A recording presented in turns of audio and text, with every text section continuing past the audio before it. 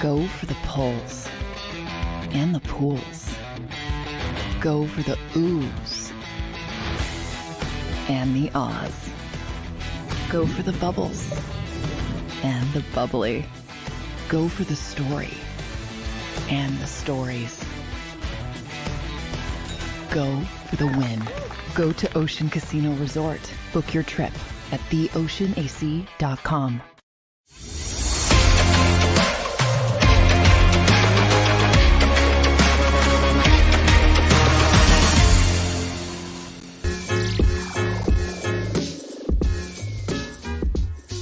What's up, everybody, and welcome in to the Legal Hands to the Face show with Bill Colarulo.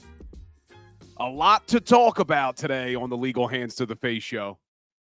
This is a weekly show, so it's been a while since we spoke, or at least it feels like it's been a while, even though it's only been a week for the Legal Hands to the Face show. A lot has happened with this Philadelphia Eagles football team. They had their end-of-the-season press conference with Nick Sirianni and Howie Roseman. They've hired two new coordinators in Vic Fangio for the defense, Kellen Moore for the offense. We have to talk about that. And we'll talk a little bit about those championship games yesterday with Kansas City going to another Super Bowl and with the San Francisco 49ers getting so lucky with Dan Campbell's bad decisions, getting them to the Super Bowl. So we're going to talk about it all, but this is the Legal Hands to the Face show. We are live right now. If you're listening to the audio, because we will take the audio and upload it to the Legal Hands to the Face podcast, this is a live show being recorded on Monday night at 6 o'clock. We are live on the Legal Hands to the Face Sports Talk YouTube channel. We are live on Instagram, TikTok, Facebook, Twitter. We are also being simulcast on the JAKIB Sports Network. So we are everywhere.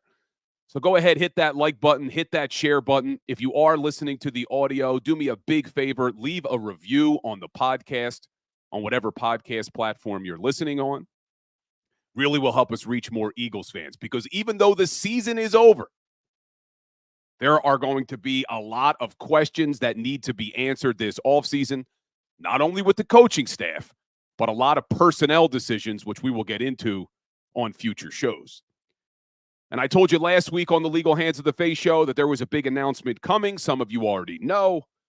You can now hear me every Saturday and Sunday on 97.5 The Fanatic, doing Fanatic weekends, Saturday and Sunday mornings from 9 a.m. to 12 p.m. So you get me on YouTube, you get me on JAKIB Sports, you got me on social media, and now you get me on the radio. So you're not going to get tired of hearing from me, hopefully. But let's get a little roll call from the Legal Hands of the Face crew in the house before we jump in. A lot to talk about. I got Flexin' and Steppin', my man, always here. Doesn't always agree with me, my man, but he's always here representing. Appreciate you. Xavier, Spencer, Crawley, Fran, Twiz, Candace, or Canadian Cat, I should say.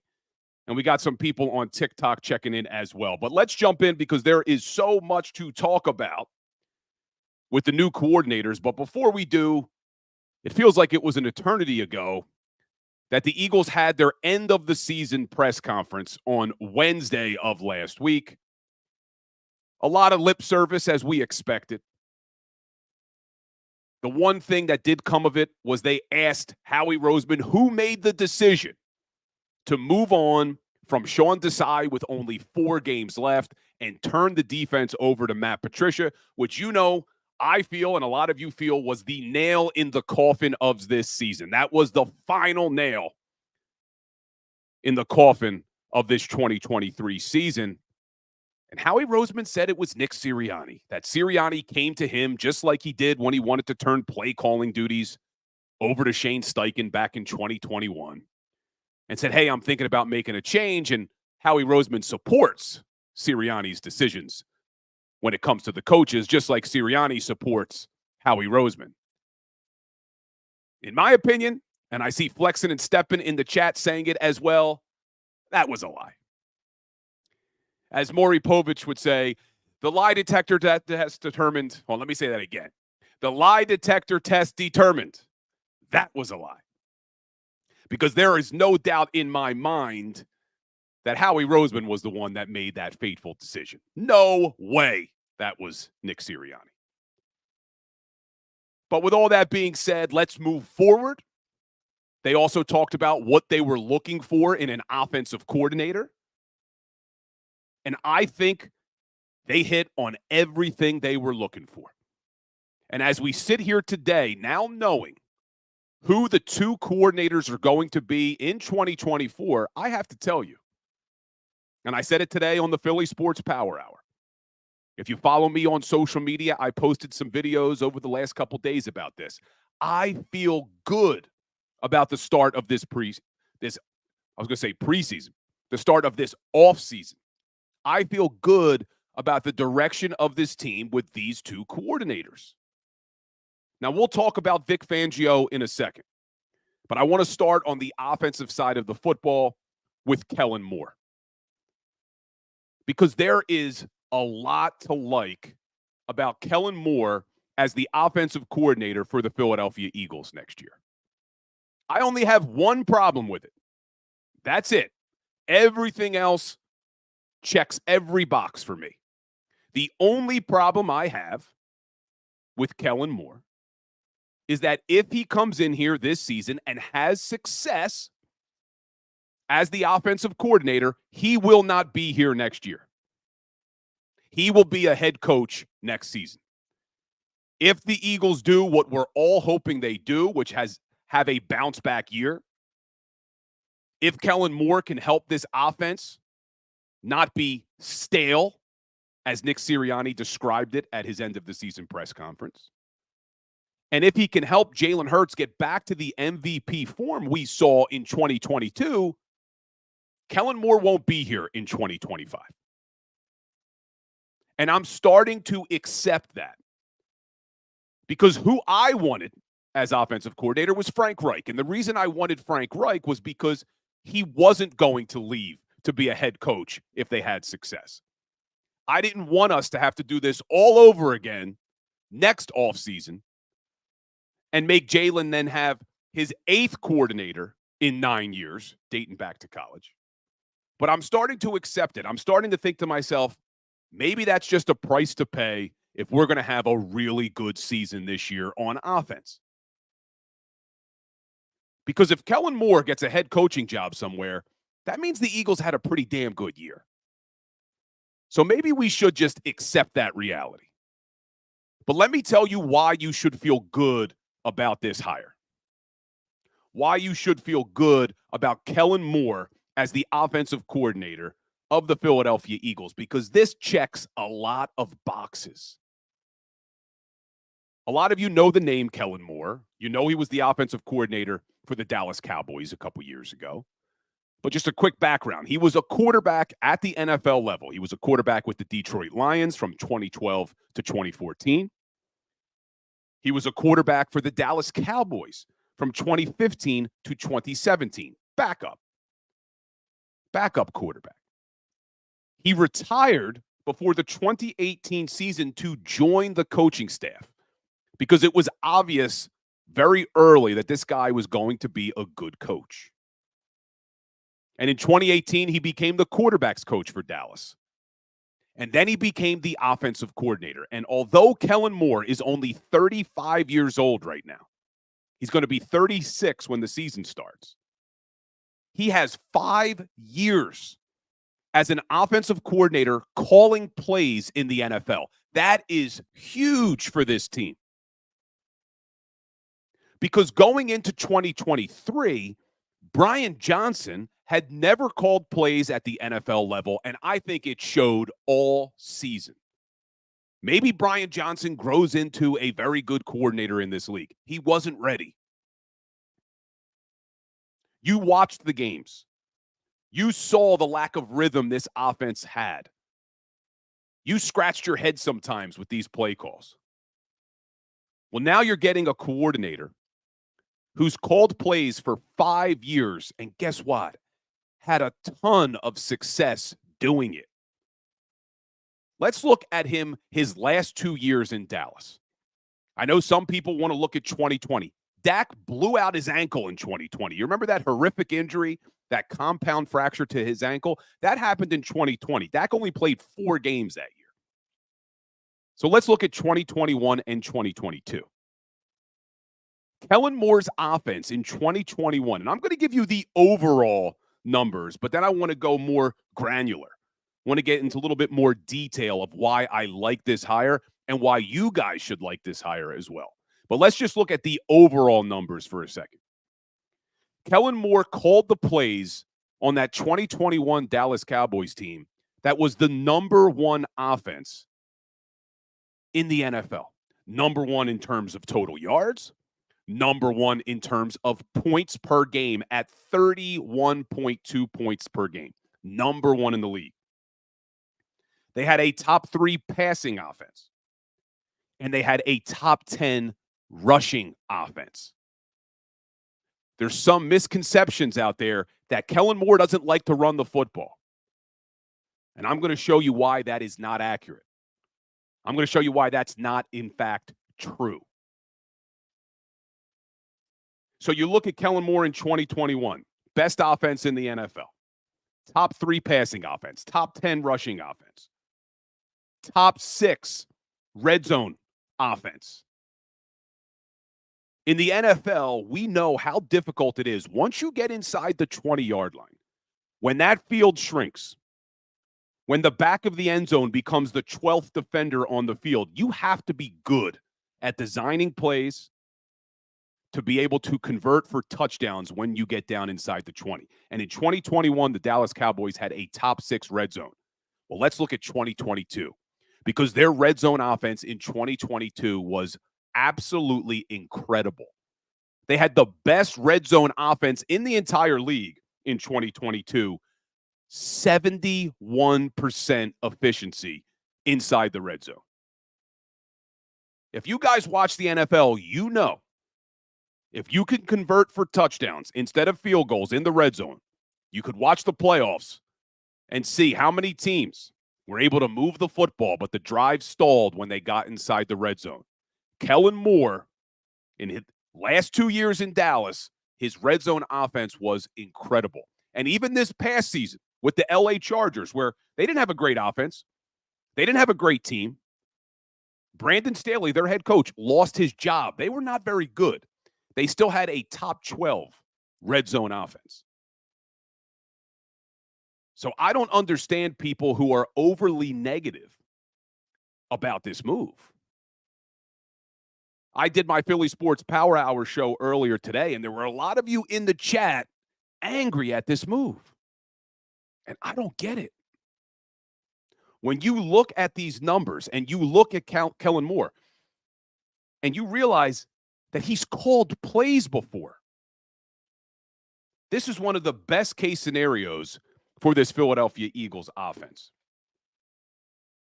And I told you I was going to get a little bit more granular for you. Going to dive into the minutia a little bit. But before we do, there's this misconception out there that Kellen Moore doesn't like to run the football. And a lot of Eagles fans have that idea in their head because they heard Mike McCarthy, after the Dallas Cowboys decided to move on from Kellen Moore, they heard Mike McCarthy say this. He said, Kellen wants to light up the scoreboard, but I want him to run the damn ball more so I can rest my defense. And now every Eagles fan, he doesn't like to run the football. Mike McCarthy said that's why they got rid of him, because he doesn't like to run the football. Mike McCarthy's full of crap, okay? To put it mildly. Because in 2022, when Kellen Moore was the offensive coordinator of the Dallas Cowboys, they ran the ball 531 times. That was 6th most in the entire National Football League.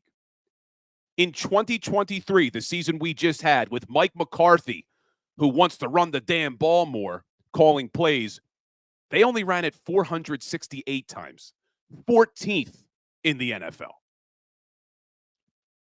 So that's a bunch of crap that Mike McCarthy wanted to move on from Kellen Moore because he wouldn't run the ball enough. He ran the ball a lot more than McCarthy ran it this past season. So you could take that quote and throw it out the window. Now, I know in Los Angeles this past season, Kellen Moore didn't run the ball a lot. But I don't really think that's a good judge of who this kid is. And I call him a kid because he still looks like a kid. He's 35 years old. Because the LA Chargers offensive line stunk.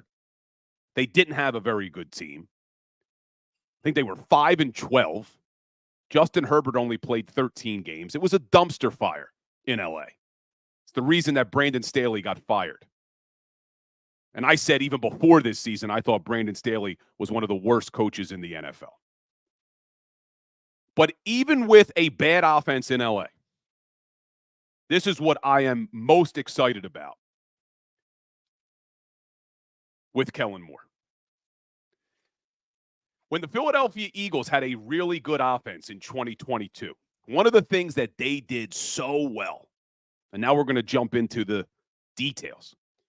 One of the things the Philadelphia Eagles did so well in 2022 was yards after catch.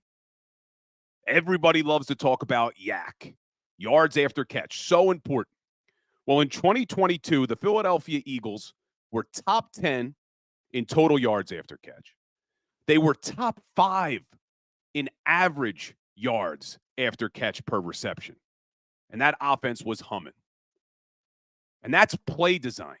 That's an ability to get the ball in your playmaker's hands in space. Eagles did it great in 2022. Last year, with Brian Johnson calling the plays and scheming the plays, they went from being top 10 in total, top 5 in average yards after catch per reception, to 25th in the NFL.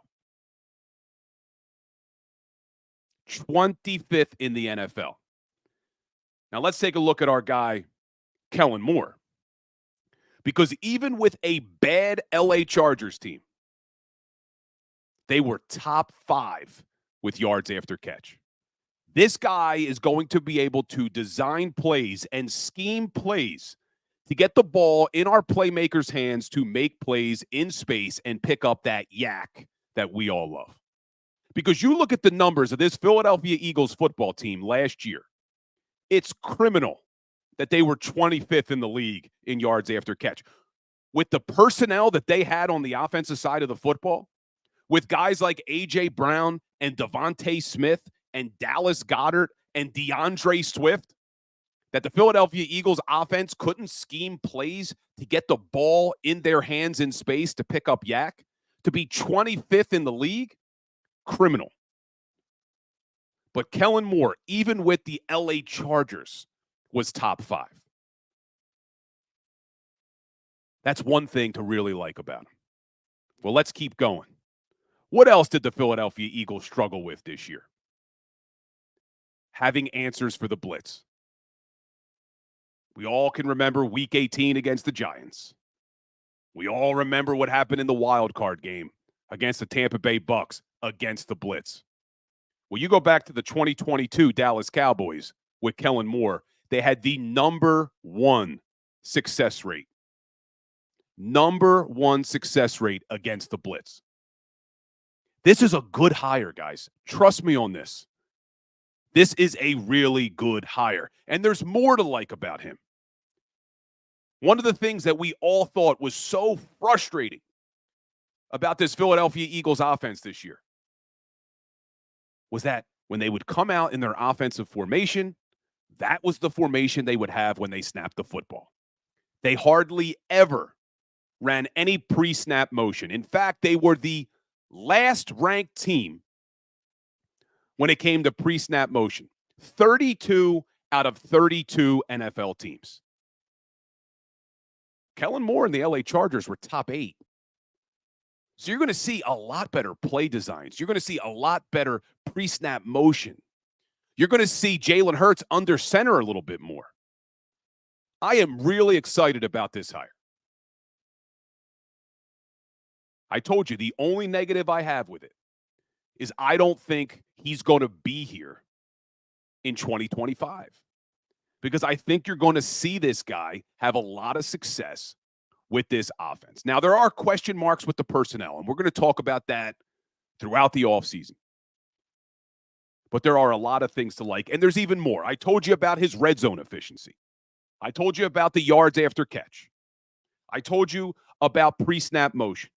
I told you he's called plays for a top offense in the NFL. There's also something else he does well that the Philadelphia Eagles really struggled with this season. And that's the RPO. We all loved the run-pass option with Jalen Hurts in 2022, as we should have. Because if you go back and look at 2022, the Philadelphia Eagles averaged over 7.8 yards per RPO play. It was unstoppable. That number dropped to 4.8 this season. And it wasn't because they were calling it less. I dove into the numbers. They called the RPO 10 times a game this past season. They called it 10 times a game in 2022. Didn't feel like that when you were watching the games, but they called it just as much this season as they did last season. The problem was it just wasn't as effective. Well, that's something he can do. In fact, with the Chargers this past year, they ran the third most RPOs, had close to 6 yards of play. In 2022, with the Dallas Cowboys, they had over 7 yards of play on the RPO. So I'm not understanding the negativity surrounding this guy. And I see people say, oh, well, he's a Dallas Cowboy. We don't want a Dallas Cowboy. That's ridiculous. It wasn't that long ago he was considered one of the hottest offensive minds in the league. And I'm giving you the data to support why you should be happy about this. And I got a little upset at the Philly Sports Power Hour earlier today because I had a lot of people in the chat saying, oh, Kellen Moore stinks. I see somebody else now, Keith Bruce. Kellen Moore stinks. Based off of what? Other than the fact that people want to just be negative, other than the fact that we are just angry at this team, which I understand.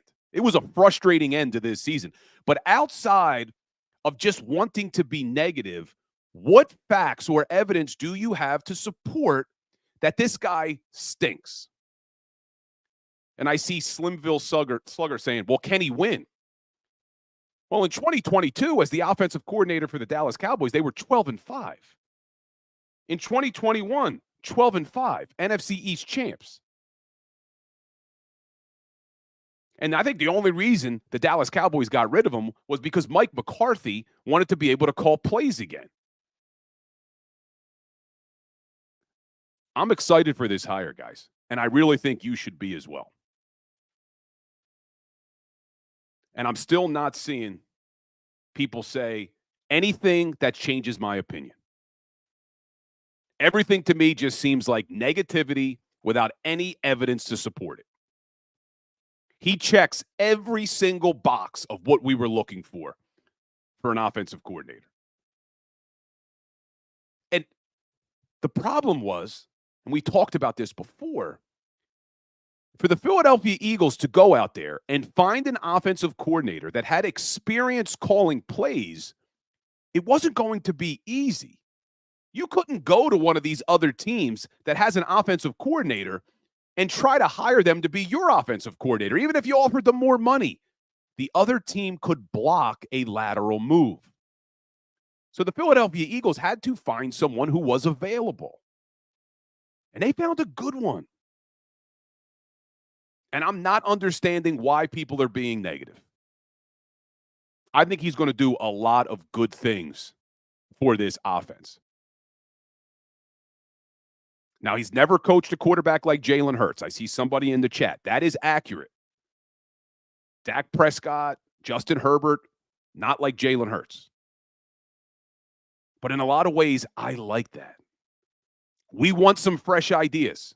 Yeah, we're going to mix in some of the things that the Eagles did well with Jalen Hurts. We're going to mix in some of the things that they did in 2022. Even last year, they did some good things. Jalen's numbers weren't that far off. Too many turnovers. The big difference from 2022 to 2023 with Jalen Hurts was turnovers. You look at the numbers, similar completion percentage, similar passing yards. 22 passing touchdowns in 22, 23 passing touchdowns in 23. The difference, turnovers. Jalen went from 8 turnovers in 2022 to 20 turnovers in 2023. 6 interceptions to 15. 2 fumbles lost to 5. Those are things that Kellen Moore and this Eagles staff need to fix. So I'm just not understanding the negativity when you just hired an offensive coordinator who has called plays for a number 1 offense in the NFL. You look at the Dallas Cowboys numbers for the 4 years that Kellen Moore was their offensive coordinator and throw out the year Dak Prescott was out for the season. They had one of the best offenses in the league every single season. And one of the things I keep hearing, they had a lot of talent. Well, so do the Philadelphia Eagles. You know I have my problems with Howie Roseman, and we're going to talk about the defense after the break because I don't think Howie Roseman gave the defense enough personnel, but he certainly gave the offense enough personnel. There were certainly enough playmakers on the offensive side of the football. And when you look at the 2022 offense compared to the 2023 offense, it wasn't that much different from a personnel perspective. But what was the one major difference? You went from Shane Steichen to Brian Johnson. So I'm really excited and hopeful that Kellen Moore is a great hire for this Philadelphia Eagles football team. And I'm going to give you one more thing. Not sure this is going to matter or not, but hey, any good juju we can get, the better. Every single time the Philadelphia Eagles hire an offensive coordinator from the Chargers, they go to the Super Bowl. Frank Reich, offensive coordinator for the Chargers. They win Super Bowl 52. Shane Steichen, offensive coordinator for the Chargers. They go to Super Bowl 57. Kellen Moore, offensive coordinator for the Chargers. Super Bowl 59 next year? Well, we'll find out. But I like that hire. Keep it coming in the chat, guys. I see you engaging. We're going to take a quick break. And when we get back, I want to jump over to the other side of the football to tell you why I'm also excited about this Vic Fangio hire, and I think you should be as well. Hit that like button, hit that share button. Make sure you're following. Make sure you're subscribed. We'll be right back.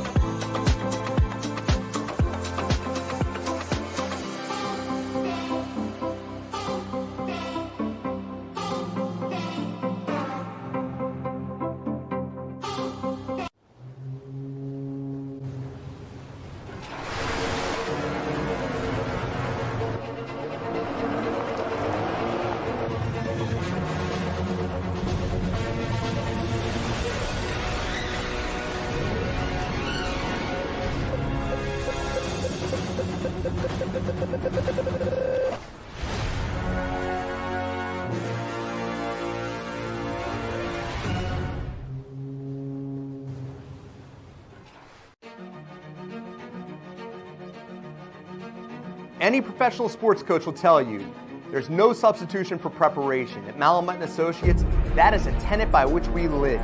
We prepare from day one for victory. Anything less is not acceptable. Go passionately. Go fearlessly. Go confidently. Go Birds! Go confidently towards your goals with First Trust, Philly's hometown bank for nearly 90 years, and the official bank of the Philadelphia Eagles. We're focused on getting you over the goal line. So go with conviction, go with trust, Go Birds! and go forward with us by your side. First Trust Bank, the official bank of Philadelphia dreams. Oh, and go Birds. Underdog Fantasy has a way for you to play alongside your favorite football team all season long with their Fantasy Pick'em game. You pick between 2 to 5 players, select whether they'll go higher or lower on one of their stats, then do what you usually do on a Sunday. Watch the games. You can win up to 20 times your money in a single game by going 5 for 5. It's a fantasy game, and the Sports Betting Show wants you to get involved. Go to UnderdogFantasy.com. When you sign up, use the promo code WIN, and Underdog will double your first deposit up to $100. That's UnderdogFantasy.com. Use the promo code WIN.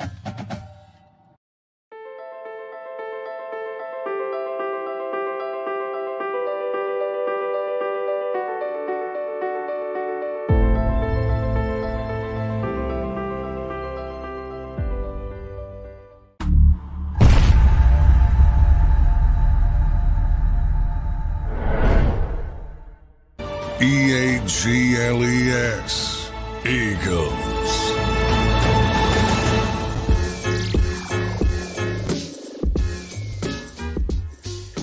What's up, everybody, and welcome back into the Legal Hands to the Face show with Bill Colarulo.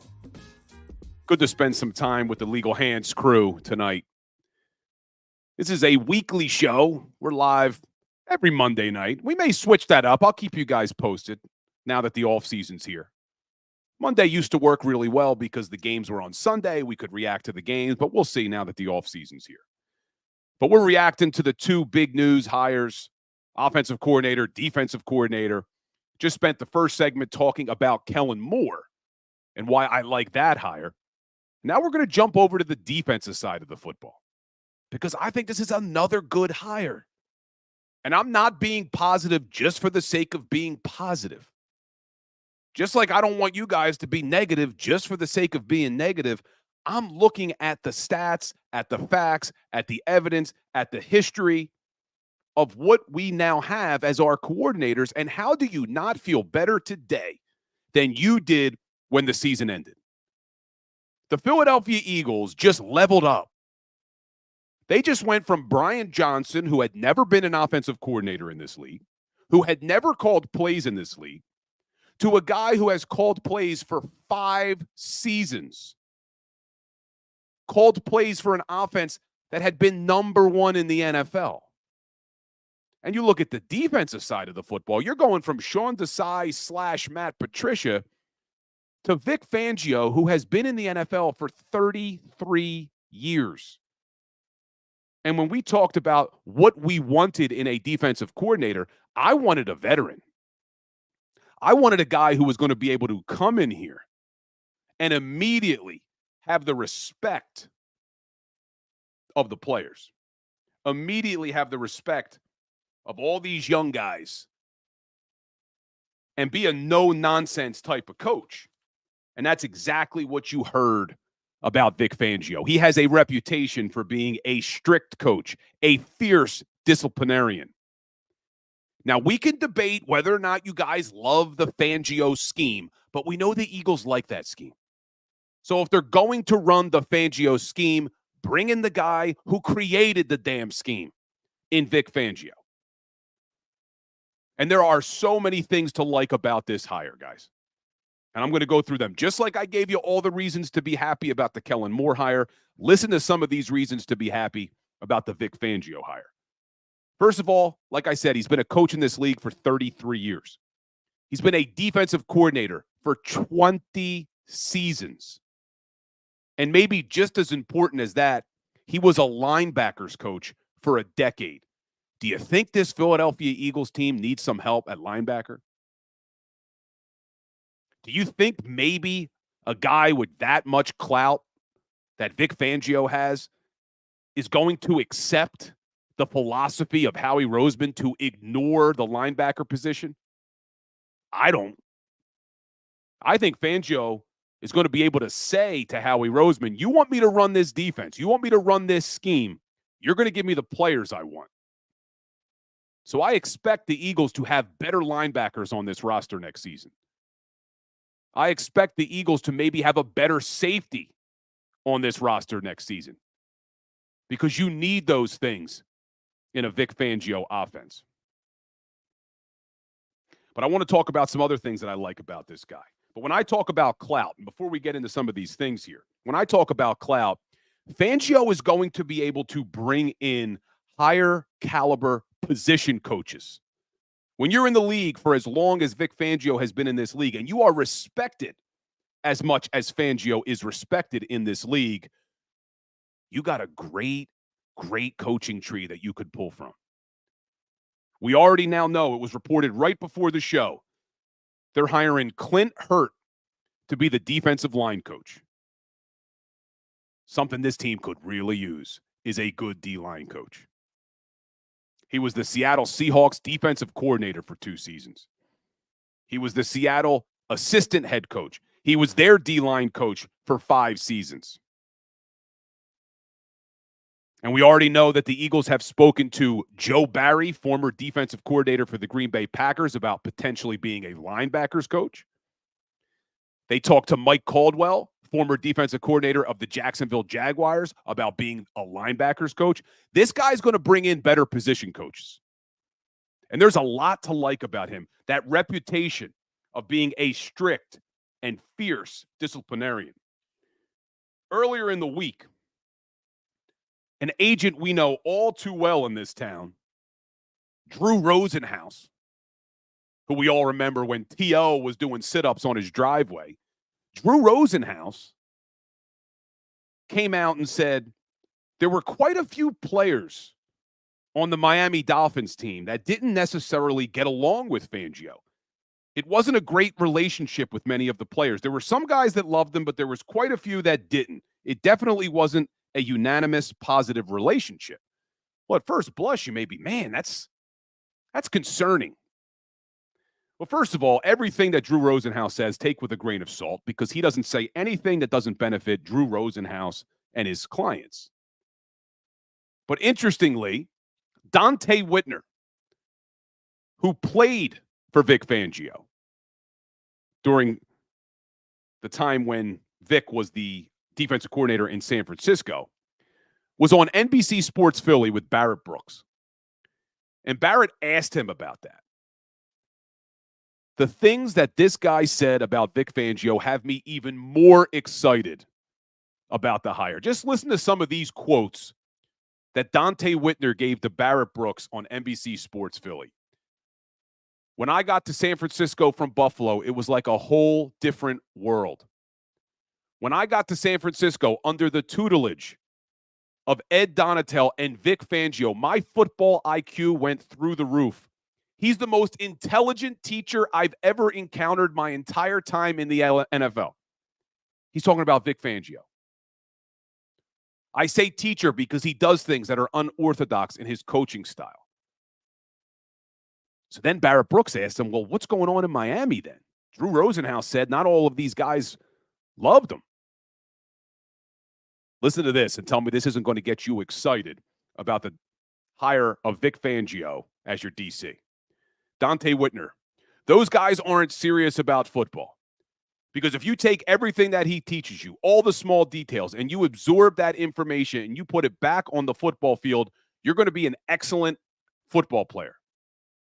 What he's going to bring to that defense is empowerment. You're not going to be stagnant in anything you do. He's going to give the players on the field, based on the formations that they see, the ability to be able to check out of the play call. You're going to be coached up so well in the secondary, you're going to know exactly what route concepts are coming and what looks to give the quarterback to get him off his primary routes. Guys, I'm excited about this. And you go back to an interview, 2019, 3 of the best offensive minds in the NFL, Sean McVay, Kyle Shanahan, Matt LaFleur, were all asked, which defense is the most difficult to read and attack? All 3 of them said, Vic Fangio. I know we want a defense that is more aggressive. I know we want a defense that blitzes more. You constantly hear that, especially in the city of Philadelphia. We want to blitz. We want to blitz. We want to blitz. Being aggressive and blitzing are 2 different things. And blitzing in today's NFL doesn't work. And I don't mean that you shouldn't blitz at all. Blitzing at the right times can work effectively. We saw it in the championship games. And I want to talk about that before the show's over, some of these championship games and the decisions that Dan Campbell made. And we'll talk a little Andy Reid. Blitzing at the right time can be effective, but blitzing just for the sake of blitzing doesn't work in the NFL. And when we talk about being aggressive, I think everybody here would agree with me. The San Francisco 49ers have an aggressive defense. The Baltimore Ravens have an aggressive defense. The New York Jets under Rob Saleh have an aggressive defense. Do you know all three of those teams are in the bottom of the NFL when it comes to blitz rate? You can be aggressive without blitzing. The San Francisco 49ers, 30th in the NFL when it comes to blitzing. The Baltimore Ravens, 25th in the NFL. The New York Jets, 31st in the NFL. And last year, the Miami Dolphins, under Vic Fangio, 27th in the NFL in terms of blitz rate. Top 3 in terms of sacks. You don't have to blitz a lot. And I know a lot of people got excited when they heard Wink Martindale is going to get spoken to by the Eagles about maybe being the next defensive coordinator. Oh, we want Wink Martindale. He blitzes. Oh, he's great. Wink Martindale's defenses stink in today's NFL. Take a look at Wink Martindale from this past season. Number 2 in the NFL in terms of blitz rate. He was 27th in yards against, 29th in sacks, 29th in rushing defense, 26th in points against, 19th in passing yards against. That's who you want running your defense just because he blitzes? Oh, well, he blitzes. It doesn't work when you blitz that much in today's NFL. You can have success and you can be aggressive without blitzing that much. So I'm excited about this Vic Fangio move. I really am. And I think you guys should be as well. We needed a defensive coordinator with experience. We needed a defensive coordinator who has a reputation for being a disciplinarian. Because what we saw at the end of that season from our Philadelphia Eagles with the way they tackled was embarrassing. I don't think you're going to see that. I don't think you're going to see that from a Vic Fangio coached defense. So we will see what happens, guys, but I don't think that we should be negative just for the sake of being negative with this Philadelphia Eagles team, because as upset as I was, just like you were with the way the season ended, I think the offseason is off to a good start. I think the two coordinators on both sides of the football bring a lot of experience. You went from Brian Johnson and Sean Desai, who had combined 1 year coordinator experience, to now 28 years of coordinator experience. Sign me up. I'll take it. Now, there's still a lot of questions with regard to the personnel on the defensive side of the football. And we'll continue to talk about that throughout the offseason. But the NFL did announce their compensatory picks. So this could help the Eagles if Howie Roseman can draft a little bit better on the defensive side of the ball. You've heard me on that soapbox before. But the NFL announced their list of compensatory picks, and they based that off of free agents you lost the year before. And the Philadelphia Eagles lost Javon Hargrave, Isaac Sayamala, Andre Dillard, TJ Edwards. And because of it, they got the best haul of compensatory picks. Philadelphia Eagles got a 3rd-round pick, which is huge, and 3 5th-round picks. So you got now going into this draft, which never too early to talk about the draft. Love the draft. They have their own 1st-round pick. They have 2 2nd-round picks because they still have the New Orleans Saints 2nd-round pick from that trade a couple years ago. They now have a compensatory pick in the 3rd round. They have 4 5th-round picks, and they have a 6th-round pick. So that was good news. So when I talk about, hey, this offseason starting out okay for the Eagles, so far so good. 2 experienced coordinators with a lot of success in this league. the biggest haul of compensatory picks. So things are going pretty good. But let's take a look real quick. And as we end every Legal Hands to the Face show, I'm going to hit you with a little trivia to end the show like we always do. Well, let's take a look at these championship games from yesterday. And we'll start with the first game of the day, the AFC Championship. The Kansas City Chiefs, Patrick Mahomes, and Andy Reid. How do we ever bet against these guys?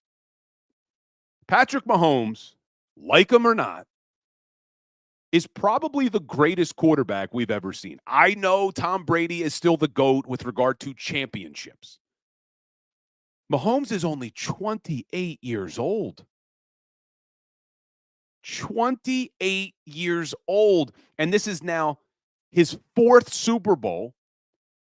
He's been to 6 AFC championship games. Every year he's been a starter. And every single season looks like, hey, maybe that team's not going to be as good this year. They figure out a way to get it done. Now, as good as Mahomes is, not taking anything away from him, the Ravens blew that game. Turnovers, undisciplined, bad penalties. As much as I would love to get up here and say, oh, the refs were giving Mahomes all the calls, every penalty they called on the Ravens was more than deserved. Undisciplined by the Baltimore Ravens. So Andy Reid gets back to another Super Bowl. And I did a video about this on my social media. Some of you guys may have already heard me talking about this, but every time Andy Reid gets back to the Super Bowl, or we always have to rehash the argument of whether or not they ever should have got rid of Andy Reid in Philadelphia. And I don't think that we should be rewriting history here. Because as great as Andy Reid is, may go down as the greatest coach of all time. When the Philadelphia Eagles got rid of him in 2012, it was time to go. He was coming off a 4-12 season. He had an 8-8 season the year before. He had been here for 14 years. He just had a personal tragedy during training camp with his son. It was time for both sides to move on. And let's face it, as good as Andy Reid is, because he is one of the greatest, he didn't win anything in Kansas City until maybe the greatest quarterback we've ever seen showed up in Patrick Mahomes. Now, you have to give Andy Reid credit. He identified Mahomes coming out of college. They made the trade to get him in the draft, and they developed him into being the greatest quarterback we've ever seen. Giving a lot of credit to Andy Reid on all of that. And Brett Veach, the GM in Kansas City, who was also here with the Philadelphia Eagles.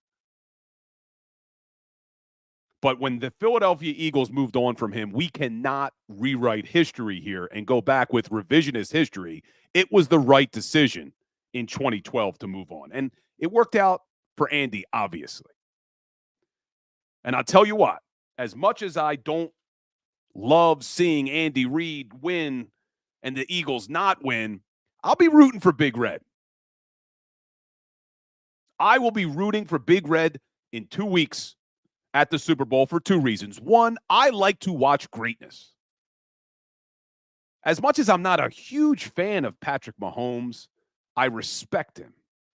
Just like I didn't love Tom Brady in the beginning of his career, I grew to respect him and root for him because there's something about watching greatness before your eyes. So I will be rooting for the Kansas City Chiefs because I root for greatness. But more importantly than that, because I can't stand the San Francisco 49ers. And I know all of you agree with me. You can't stand the 49ers either. And damn it, did they get lucky last night with Dan Campbell making 3 of the dumbest decisions. Frustrating as hell. And I see some Niners fans trolling in the chat. Lucky, man. Let's go back and look at some of these decisions by Dan Campbell. Because, look, hindsight is not 20/20 here. I tweeted it out during the game. And if you're not following me on Twitter, please do, at Bill Colarulo. Follow me on Twitter, engage with me like hearing from my crew. But the Dallas, thank God we're not talking about the Dallas Cowboys. The Detroit Lions were up 17 points at the half. They come out in the second half. The San Francisco 49ers drive down the field, kick a field goal. It is now a 2-score game. The Detroit Lions have the ball at the San Francisco 49er 28-yard line. It's a 14-point game. It's 4th and 2. There's a difference between aggressiveness and recklessness. This was reckless. The risk-reward wasn't worth it. The reward that the Detroit Lions would have received, even if they convert that 4th and 2 and score a touchdown, wasn't worth the risk, and here's why. It's a 2-score game, a 14-point game. You kick a field goal, it becomes a 3-score game. You convert on 4th down and score a touchdown. Guess what? It's still a 3-point game. You gave all the momentum back to the San Francisco 49ers. You kept it as a 2-score game. Now, I would have been completely on board and said that that was just Dan Campbell staying true to himself. If they were only up 3 or they were only up 10, where a field goal keeps it 1 score or 2 scores. So if they were up 10 at the time, you kick a field goal, it's still a 2-score game. I understand the aggressiveness. Some people have compared this, when the Eagles went for it with the Philly special, that was on 4th down. That touchdown on the Philly special was a aggressive, high reward play because when they scored, it went from a 1-score game to a 2-score game. A field goal would have kept it a 1-score game. Do you understand the difference? That's why that move was not aggressive. It was reckless. Dan Campbell needed to make that a 3-score game. A touchdown, it's still only a 3-score game. But getting stopped completely changed the momentum, kept it as a 2-score game, and look what happened. That was mistake number 1. For me, that was the biggest mistake of the game. Then later in the 4th quarter, they're down by 3. They have the ball 4th and 3 at the San Francisco 49er 30-yard line. I actually had less problem with this. I would have kicked the field goal and tried to tie it. But I had less problem with this because to me, this stayed true to who he was. Sure, you want to be aggressive because the difference between a field goal and a touchdown was a tie game or the Lions taking the lead. So for me, there was enough of a reward there that if you want to stay true to your aggressive nature, that you could do it. Not saying I agree with the decision, but that allowed him to stay true to his aggressiveness. But the first one didn't make any sense. And then the final horrible decision was running the ball on 3rd down at the goal line when you had all 3 timeouts left.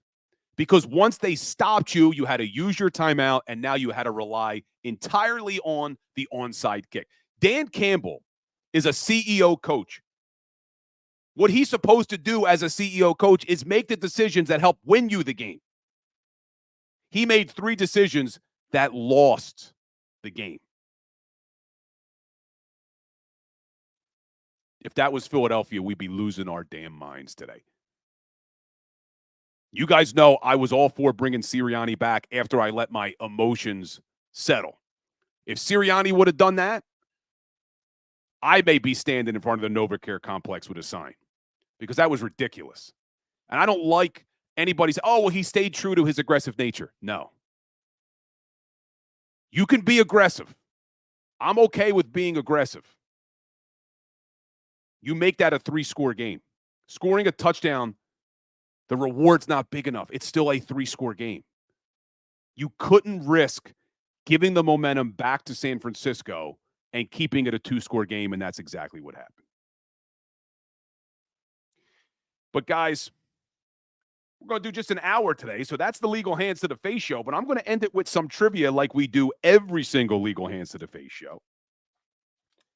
But make sure, like I tell you, Make sure you are following me on all social media platforms because we're posting daily content about the Philadelphia Eagles. Make sure you're following me on Twitter and Instagram. You guys here on TikTok, make sure you're following me. I'll be back live tomorrow, 10 o'clock on the Philly Sports Power Hour. We do that every day from 10 to 11 on the JAKIB Sports Network. And then we'll be back on the Fanatic on Saturday and Sunday. But here's our trivia because we're talking some Andy Reid. Two-part question. There are 4 Eagles coaches. This is the easy one. There are 4 Eagles coaches to make it to a Super Bowl. Who are the 4 coaches in Philadelphia Eagles franchise history to make it to a Super Bowl? That's the easy one. And then I'll give you the harder question next. Who are the 4 Eagles coaches to make it to a Super Bowl? I'm looking at TikTok and YouTube to see if we're getting any comments here. 4 Eagles coaches that have made it to a Super Bowl. Nobody? This one's easy. Come on now. So the 4 Eagles coaches that have made it to a Super Bowl. Obviously, there we go. Chwiz got it. Chwiz got it. I'm going to put it on the screen here on YouTube. Dick Vermeil, Andy Reid, Doug Peterson, and Nick Sirianni. But that was the easy question. Now here's the hard one. As good as Andy Reid was, Andy Reid is 3rd in franchise history with winning percentage. Who are the top 2 coaches in Philadelphia Eagles franchise history in terms of winning percentage? This is the harder question. Andy Reid's number 3 winning percentage in franchise history. Who are the top 2? Let's see if anybody gets this one. So I see people on TikTok giving us some answers. Transistors and trying. So Nick Sirianni, number 1 winning percentage. Now, obviously, a lot less games, but he has a .667 winning percentage. Andy Reid in franchise history, .583. But there's one more person ahead of him. I don't think anybody's going to get this one because you got to go all the way back to 1941 through 1950. So Nick Sirianni, number 1 winning percentage in franchise history at .667. Andy Reid, number 3 at .583. But at number 2, and this was the answer to a trivia question a couple of weeks ago as well, this name, Greasy Neal from 1941 to 1950. Coached 111 games and finished with a winning percentage of .594. So you got Sirianni at number 1, Greasy Neal at number 2, and Big Red at number 3. Crazily, number 4 is Richie Kotite. I know Transistor Zen was kidding when he said Kotite as the Super Bowl coach, but Rich Kotite, number 4 in franchise history in terms of winning percentage. But, guys, that's going to do it for the Legal Hands to the Face show. Again, make sure you're following me on social media. If you are listening to the audio on the podcast platform, please do me a favor. Leave us a review on whatever podcast platform you're listening. Really helps us reach more Eagles fans. And make sure you're following us on all your favorite social media platforms. We'll be continuing to bring the daily content because there's so much to talk about with regard to this personnel. We didn't get into it today, but the list of potential free agents, there's a ton of them for this Philadelphia Eagles team, but there's also some guys who are still under contract that are entering the final years of their deal where their cap hit skyrockets. A little bit of a teaser. One of them is named Hassan Reddick. So unless they restructure that deal, I'm not sure Reddick's back next year, guys. So we're going to talk about all of that because there's going to be so many question marks with this Philadelphia Eagles football team. But hit that like button, hit that share button. Thank you for spending this hour with me. And as always, go Birds. Go for the polls and the pools. Go for the oohs and the ahs. Go for the bubbles and the bubbly. Go for the story and the stories. Go for the win. Go to Ocean Casino Resort. Book your trip at theoceanac.com.